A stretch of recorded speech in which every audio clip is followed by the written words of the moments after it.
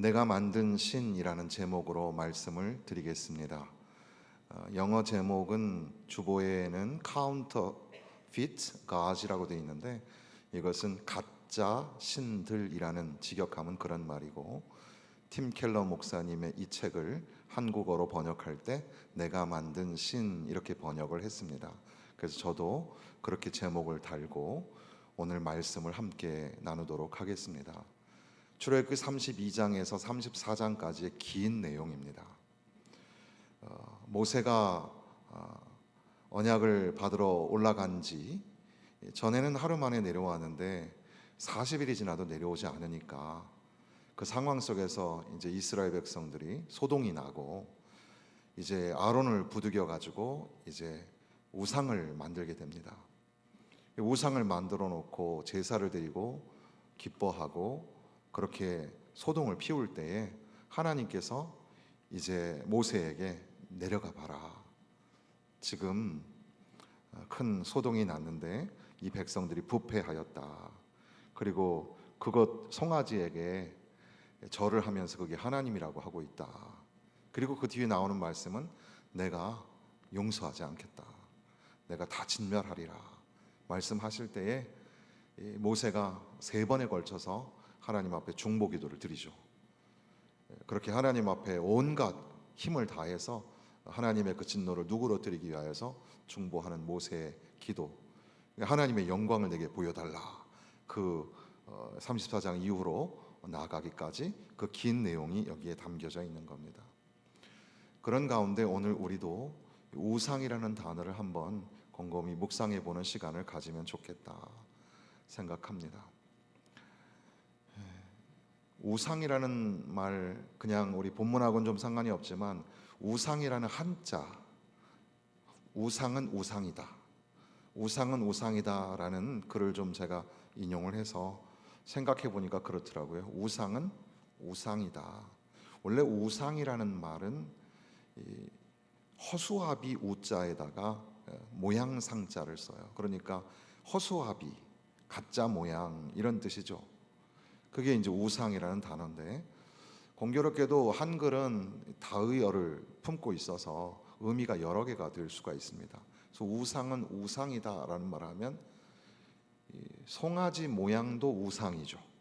우상, 소우자를 쓰면 우상이죠.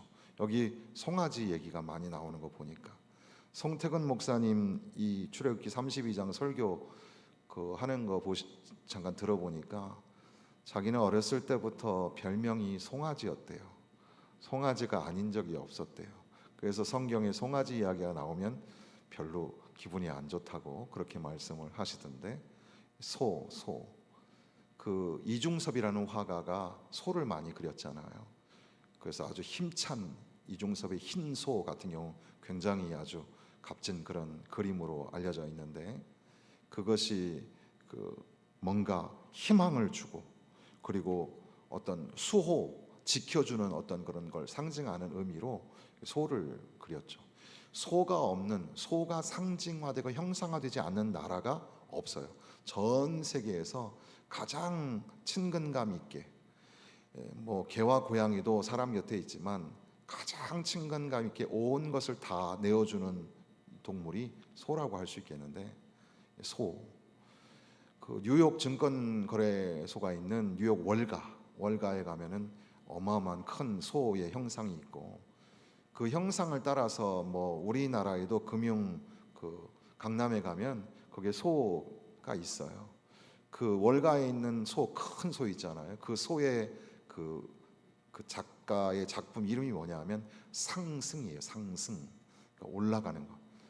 뭐 주가가 올라가는 것처럼, 경제가 올라가는 것처럼 상승이라는 말을 쓰죠.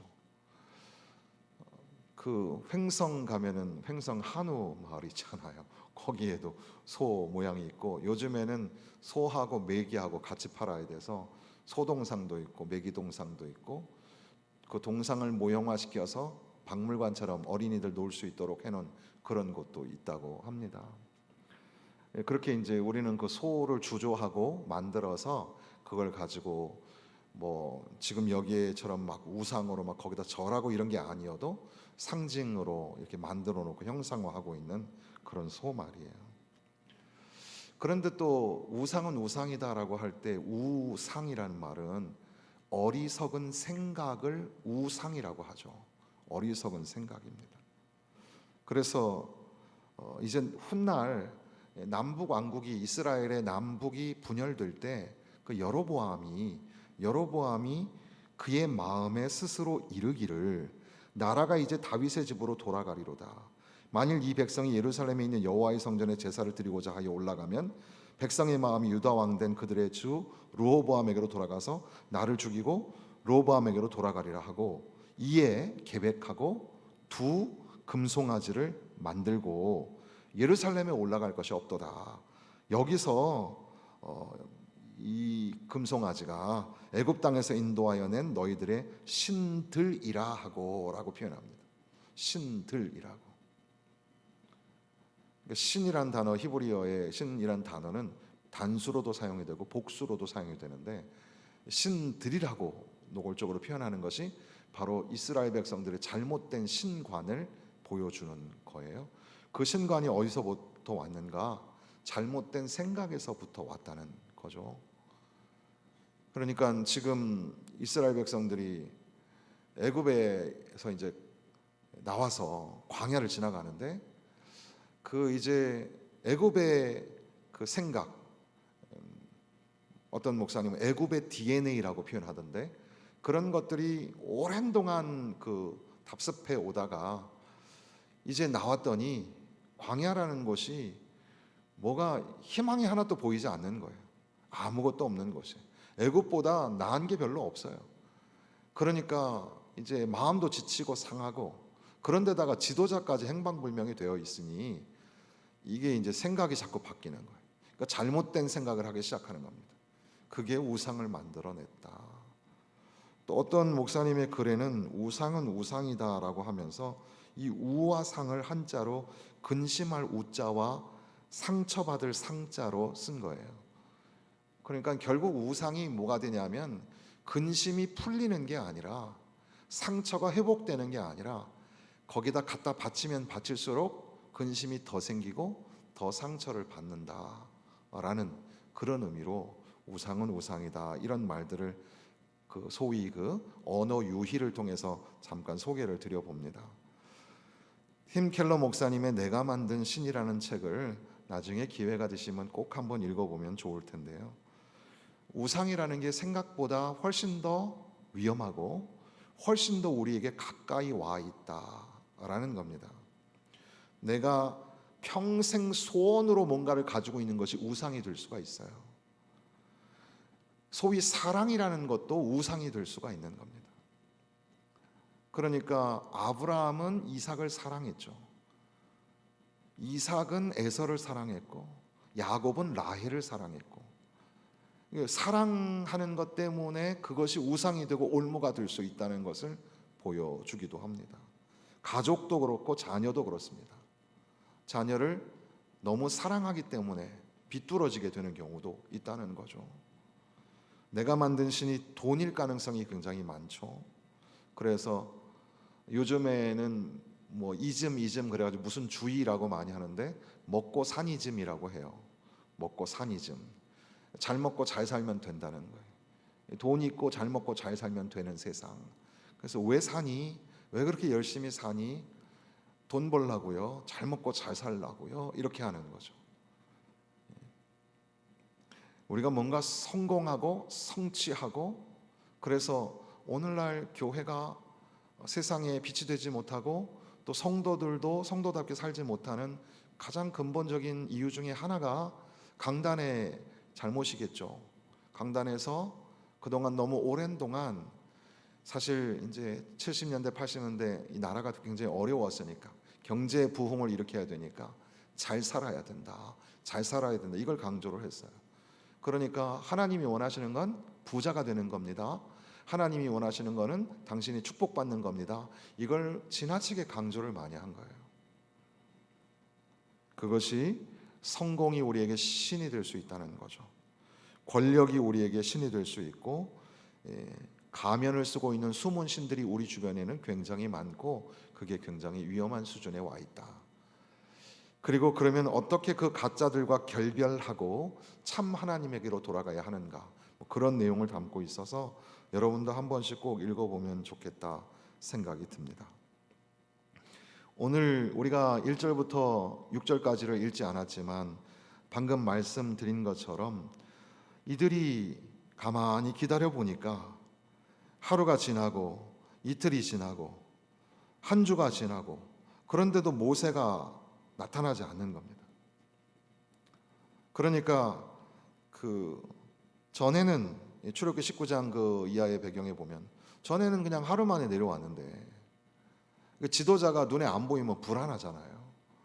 그런데 이제는 40일이 지나도 내려오질 않으니까 불안했겠죠. 또 동요가 일어나고 크고 작은 아마 싸움도 일어나고 분쟁도 일어나고 막 여러 가지 막 소동이 일어나고, 사실 이 아론도 문제죠. 그렇지만 아론이 얼마나 닥달을 당했으면 그랬을까 한편 그런 생각도 하게 됩니다. 진짜 지도자도 아닌데 모세가 안 올 것만 같고, 그런 상황에서 당신이 우리 지도자가 되라, 그리고 막 우리에게 하나님을 보여달라, 이렇게 막 닥달을 했을 거예요. 그래서 아론도 뭐 어떻게 보면 마지못해, 그러나 아론도 그 실수, 그 죄를 피해갈 수는 없죠. 어쨌든 그들이 갖다 바치는 그런 뭐 금장식을 가지고 부어가지고 이제 우상을 만드는 겁니다.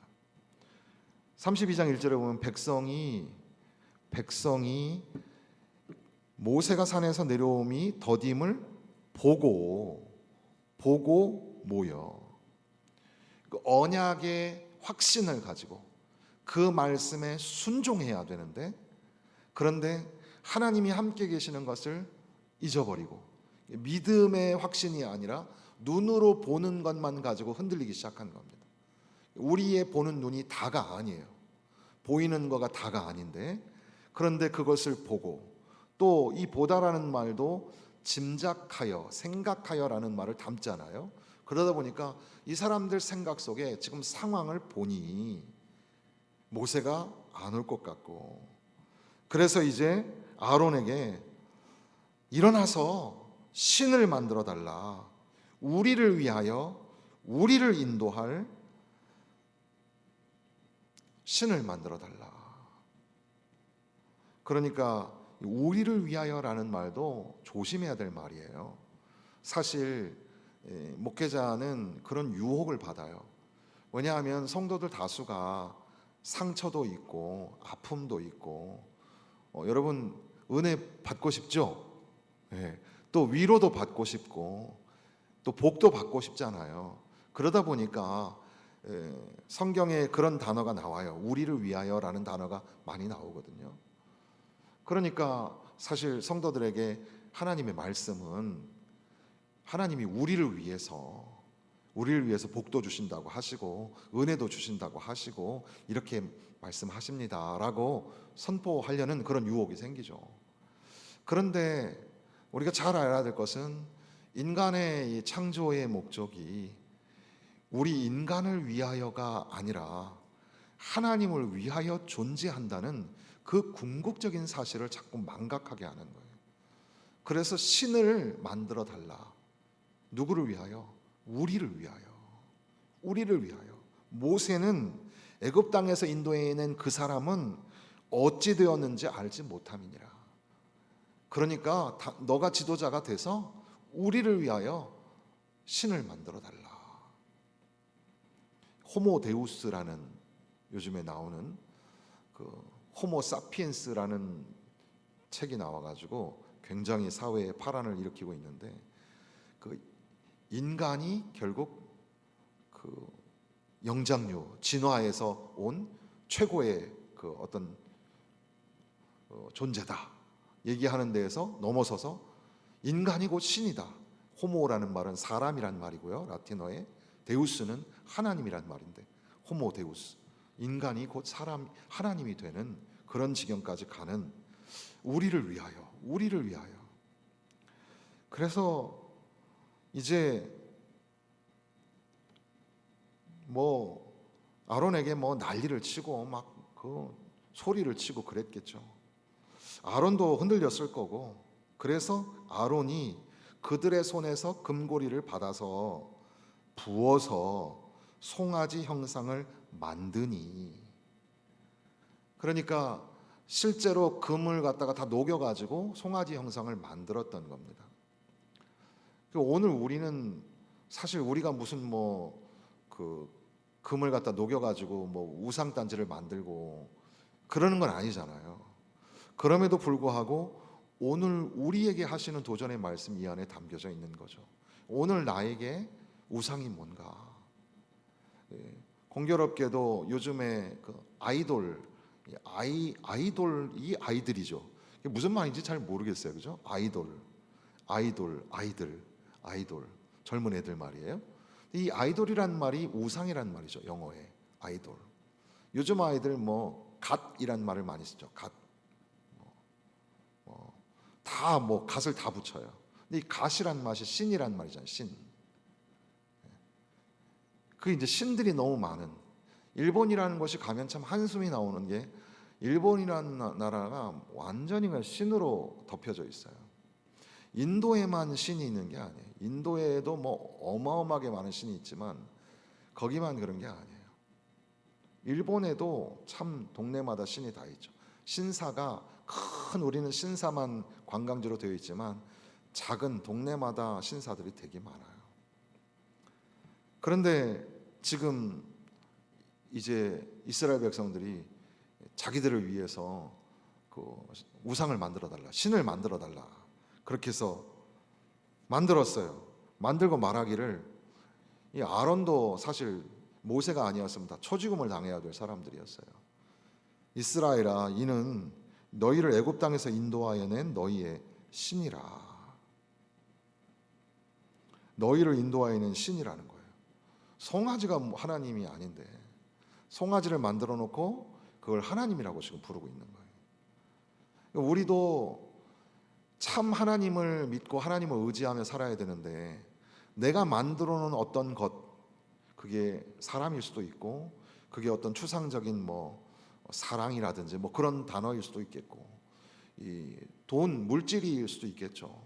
어쨌든 그런 것들을, 때로는 건강일 수도 있어요.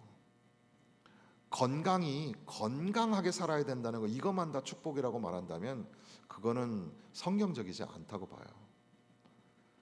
오히려 참 하나님을 만나려면 환더뼈에 침을 당하고 평생 다리가 절어야 될지도 몰라요. 그러니까 건강도 우상이 될 수 있어요.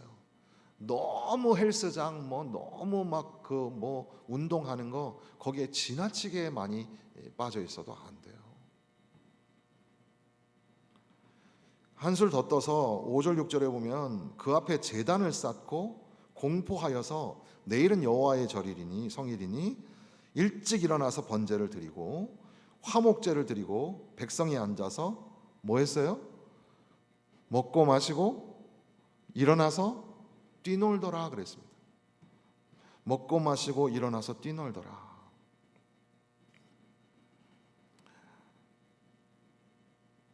하나님께서는 이 백성들을 향하여서 이들이 부패하였다. 이게 무슨 의미냐면, 자신만만한 게 자신감이 지나쳤다는 거예요.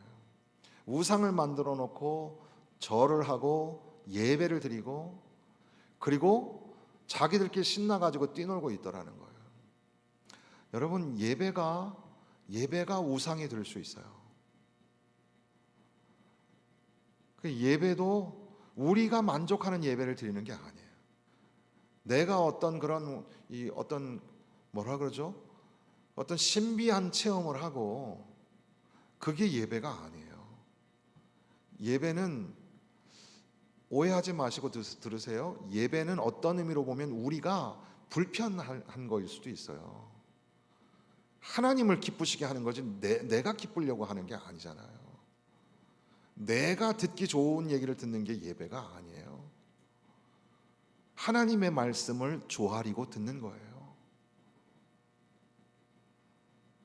이들이 먹고 마시고 뛰놀았다는 건 술에 취했다는 거예요. 무료했던 이 이스라엘 백성들이 얼마나 막 신이 났겠어요. 애굽에 대한 향수도 나오고, 이제 어차피 뭐 모세도 없겠다, 혼낼 사람도 없고 싫은 소리 하는 사람도 없고, 다들 어차피 이렇게 된 거, 그러면서 자기들끼리 도취해가지고 제사를 드리고 춤을 추고 이러고 있는 겁니다. 그런데 이제 7절에 보면 여호와께서 모세에게 이르시되 그랬어요. 자, 이 모든 상황을 하나님이 보고 계신다는 거예요. 하나님은 보시고 하나님은 아신다는 거예요. 우리가 우리 스스로 우리를 위해서 신을 만들고 우상을 만들고 거기에 도취되어서 살아갈 때 하나님이 모르시는 게 아닙니다. 하나님이 아세요. 하나님이 모세야, 일어나서 내려가라. 애굽 땅에서 인도하여 낸 내 백성이 부패하였도다. 내가 그들에게 명령한 길을 속히 떠나. 속히라는 말이, 마헤르라는 말이 신속하게, 아주 잽싸게 이런 말이에요. 속히 떠나. 어디에서 떠났다는 얘기예요? 하나님이 그들에게 명령하셨던 그 길, 그 길에서 아주 재빠르게 떠났다는 거예요.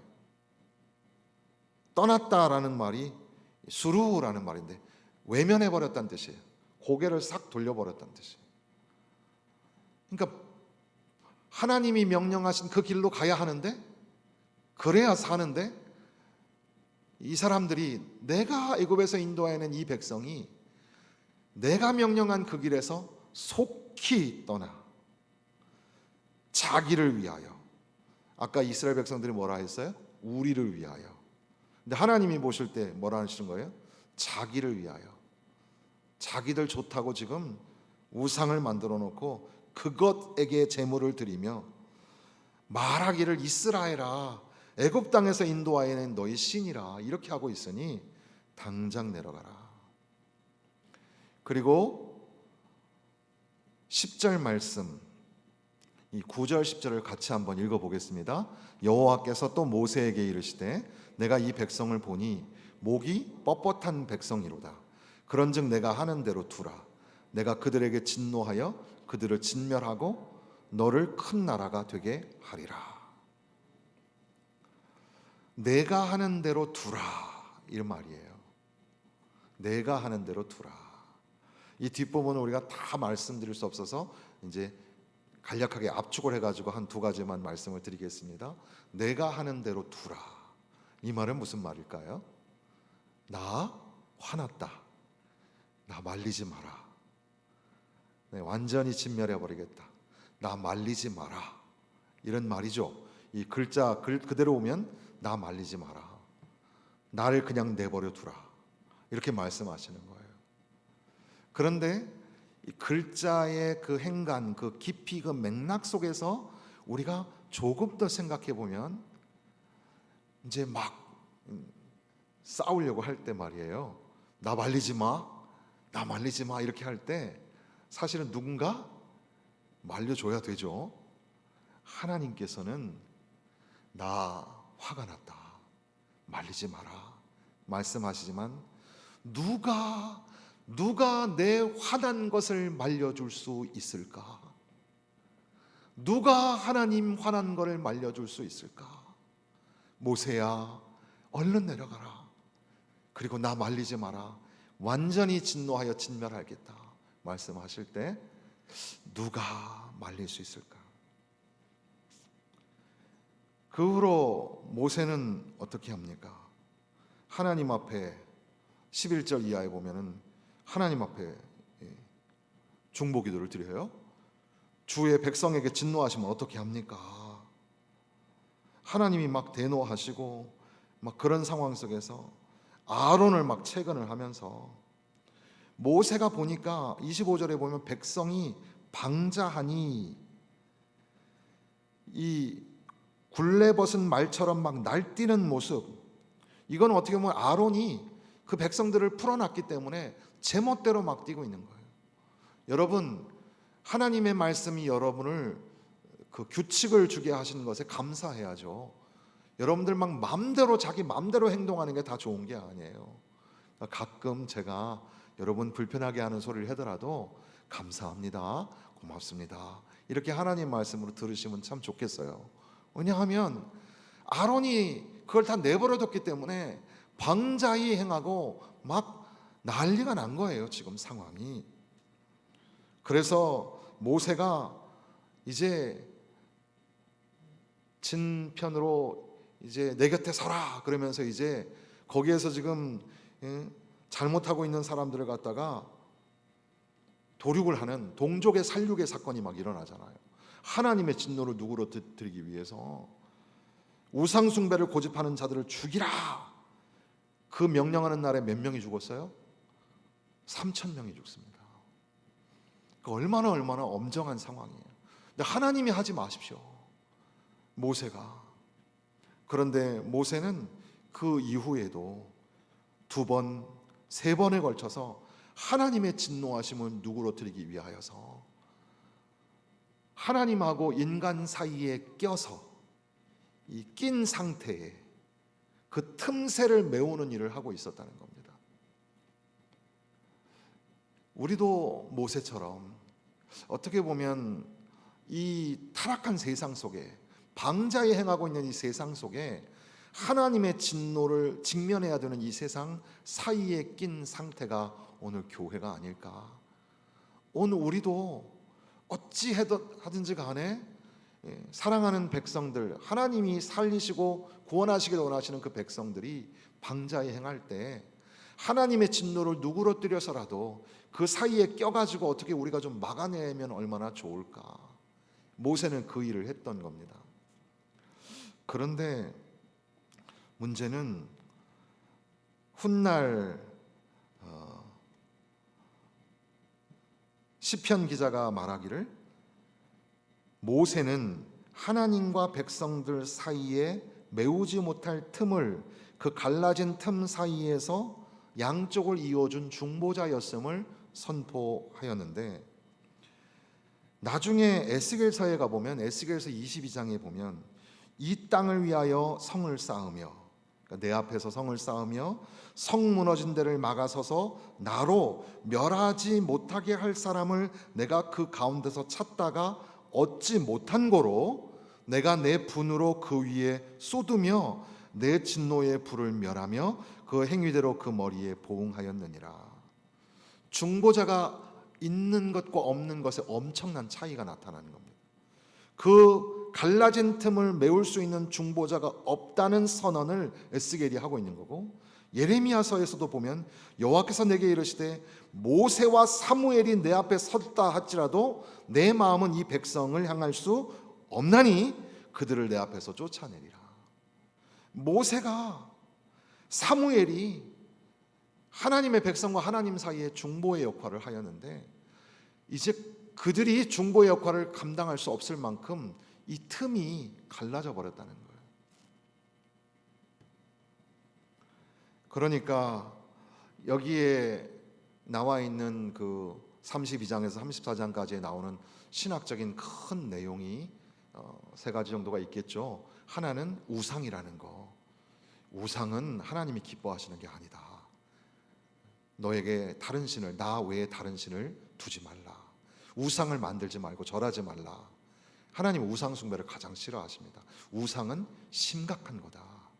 그리고 우리가 잘못 생각하는 거기에서 비롯되는 죄악 상태가 우상이다. 이것을 보여주는 게 첫 번째였다면, 두 번째는 그럼에도 불구하고 모세가 하나님과 그 백성 사이에 중보자가 되어서 하나님의 사랑을 누구로뜨리려고, 그러니까 나 말리지 마라 라고 말씀하시는 그 하나님의 마음 깊은 곳에는 너가 나를 말려야지 된다.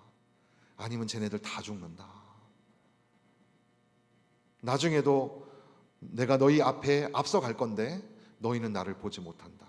내가 그 땅에 올라갈 때 너희만 올라가게 할 거다. 왜냐하면 너희가 나를 보면 죽을지 모른다. 그렇게까지 말씀하신 하나님이잖아요. 그런데 결국 결론적으로 가장 중요한 이야기는 그렇게 진노하시는 하나님과 어리석은 우상에 빠져 있는 백성들 사이에 그 갈라진 틈을 메울 중보자가 없다는 사실이죠. 그 중보, 그 갈라진, 그 찢어져 버린 그 틈 사이를 메꾸시는 분, 단순히 거기에 서 계시기만 한 것이 아니라 자기 몸을 찢으셔서, 역설적으로 자기 몸을 찢으셔서 그 찢어진 틈을 메우시는 분이 계신데, 그분이 바로 예수 그리스도이십니다. 그러니까 인간은 한없이 우상 숭배에 빠져서, 자기가 만든 신에 빠져서 정신을 못 차리는 그런 존재, 하나님은 그 죄악 상태에 있는 인간을 용서하실 수 없는 공의로우신 하나님, 그러나 그 하나님의 사랑을 드러내게 하기 위하여서 아들이신 예수가 우리 가운데 오셔서 그 갈라져 버린 틈 사이에 친히 서시며 십자가에서 물과 피를 쏟아 제물이 되어 주심으로 인하여서, 그로 인하여, 예수로 인하여 이제는 하나님의 용서와 하나님의 은혜를 만나게 된다는 사실입니다. 사랑하는 성도 여러분, 우리가 혹여 우상에 빠져 있지는 않습니까? 빨리 정신을 차리고 돌아와야 합니다. 주밖에 다른 신이 없습니다. 만복 근원 우리 주여 위로하소서. 우리 주와 같으시니 어디 있을까? 우리 주님밖에는 우리를 살리시고 구원하실 자가 없습니다. 빨리 정신을 차리고 참 하나님, 참 신이신 우리 주님께로 돌아와야 합니다. 자기 만든 신에 빠져서 정신 차리지 못하는 세상을 향하여 하나님의 진노하심을 막아낼 수 있는 하나님의 크신 사랑과 은혜를 우리가 드러내고 가르쳐야 할 텐데, 바로 그것은 유일하신 예수만이 구원의 길이고 예수만이 참된 살 길임을 선포하고 가르치는 사명이 오늘 저와 여러분에게, 이 교회에게 있다는 사실을 잊지 말고, 믿음의 주요 온전하게 하시는 분이신 예수를 바라보고 예수를 생각하고 예수를 붙잡으며 예수를 선포하며 사시기를 주님의 이름으로 부탁을 드립니다.